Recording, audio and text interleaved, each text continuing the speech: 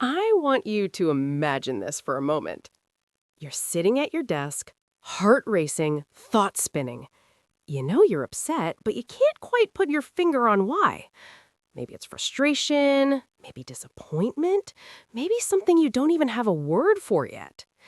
This is something most of us have felt.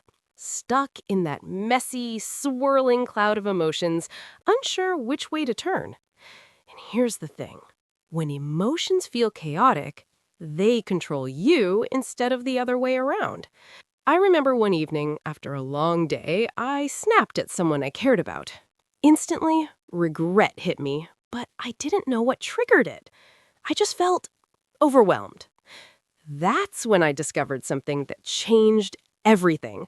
The emotion wheel.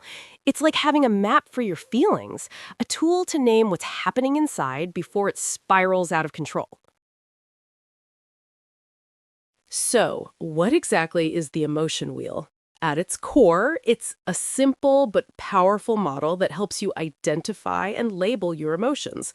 The version most psychologists use today is based on Robert Plutchik's work, which organizes emotions like a color wheel, but for feelings.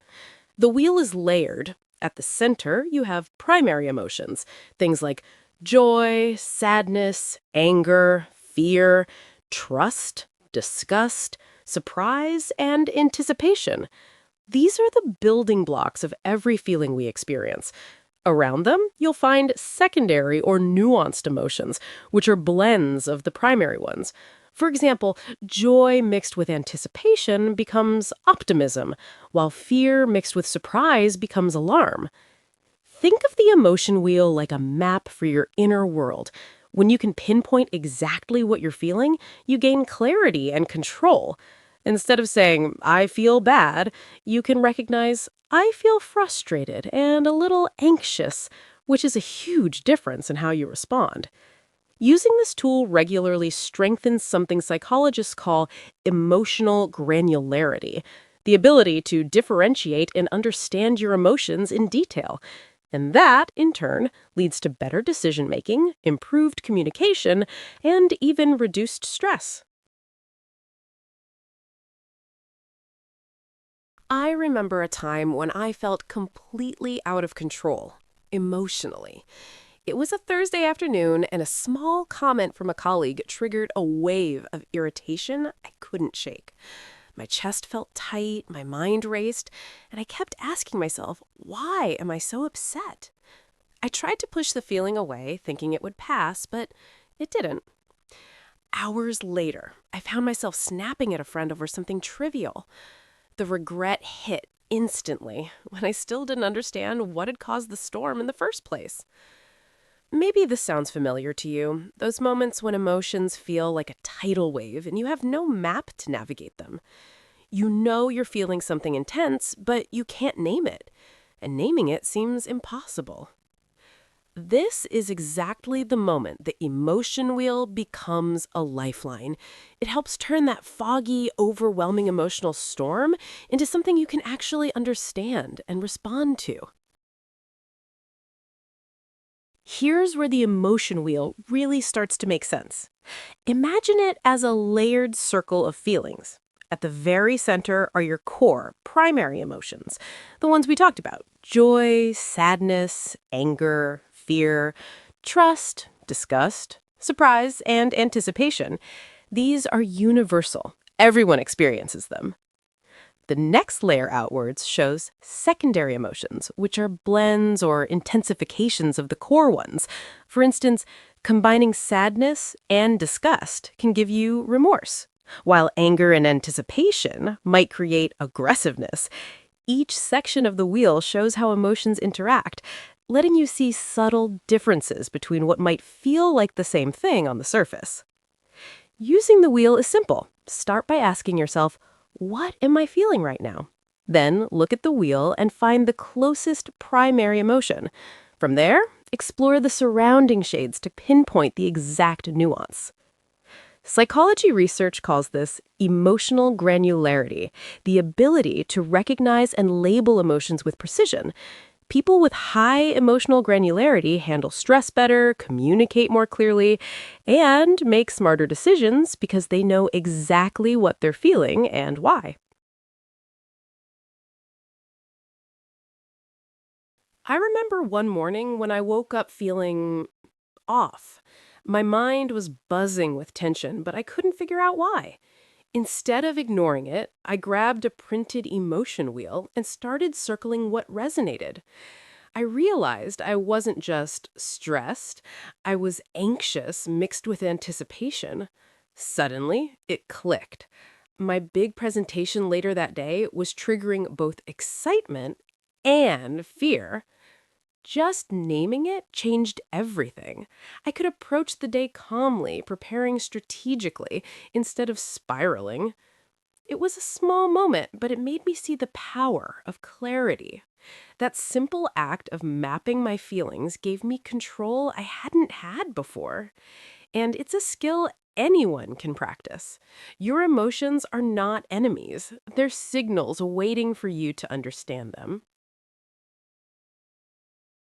Emotional awareness isn't just a feel good concept, it's a psychology backed skill with real benefits.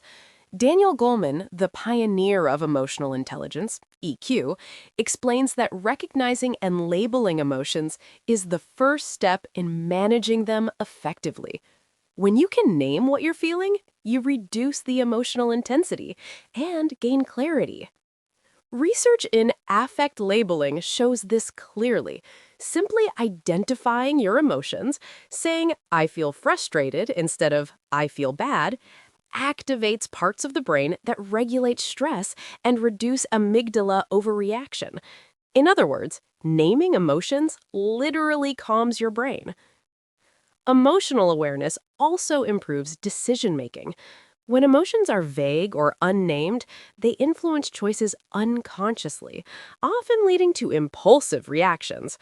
High emotional granularity, being precise with your feelings, lets you respond rather than react, communicate more effectively, and navigate conflict with clarity. The emotion wheel is a practical tool for developing this skill. By mapping your feelings, you strengthen emotional intelligence, improve mental resilience, and gain insight into yourself and others, all in a structured, repeatable way.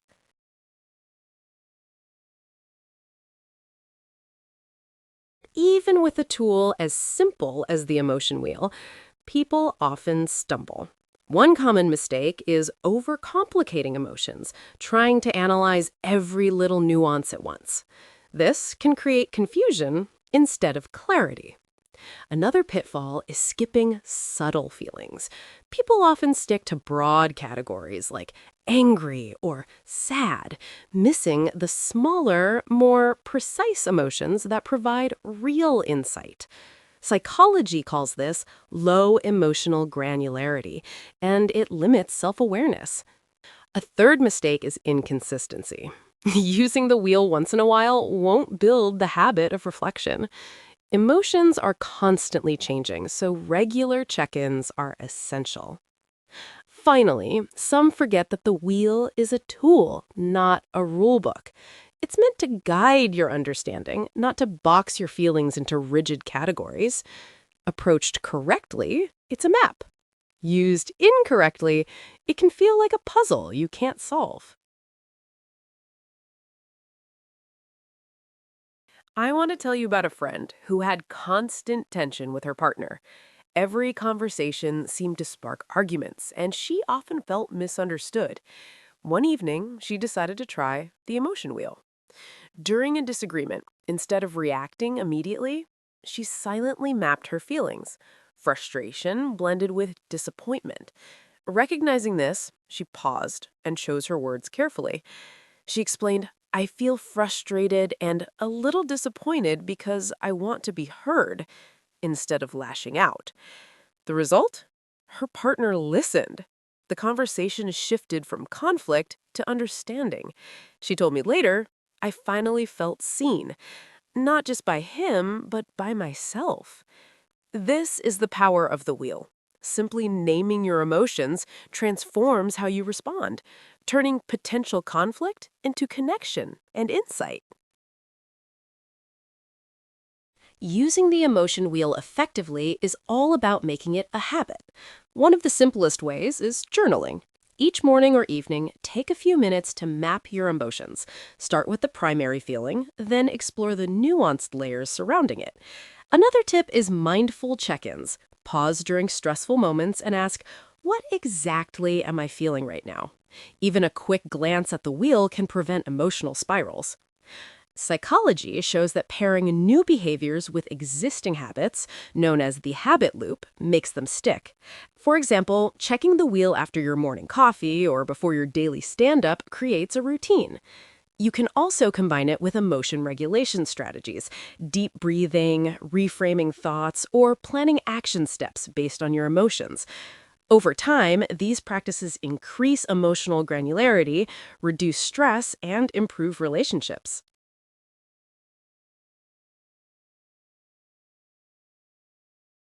I remember a colleague who started using the emotion wheel for just 5 minutes each morning. At first, it felt trivial, just circling feelings and jotting a note. But within a week, she noticed something surprising. Small moments no longer triggered big reactions. One afternoon, a client gave unexpected criticism. In the past, she would have panicked or snapped. This time, she quickly identified her feelings. Surprise mixed with slight frustration. That tiny act of naming allowed her to respond calmly, ask clarifying questions, and even find a solution collaboratively. She told me, it's crazy how a few minutes of reflection changed my entire day. That's the beauty of the emotion wheel. It's not about overhauling your life instantly. It's about small, consistent shifts that create lasting emotional clarity. Here's the bottom line. Emotions are not confusing or chaotic, they're signals. The emotion wheel is your map to understand them, giving you clarity, control, and insight. By identifying your core feelings and exploring nuanced emotions, you strengthen emotional granularity, a skill linked to better decision making, reduced stress, and improved communication. Regular use through journaling, mindful check ins, or quick daily scans turns emotional awareness into a habit. Remember, the wheel isn't a rule book, it's a tool. Use it to pause, reflect, and respond instead of reacting. Even small, consistent moments of mapping your emotions create profound changes over time. So start today. Pinpoint what you feel, explore the layers, and see how it transforms your relationships, your mindset, and how you navigate life's ups and downs. Your emotions are a map. Learn to read them.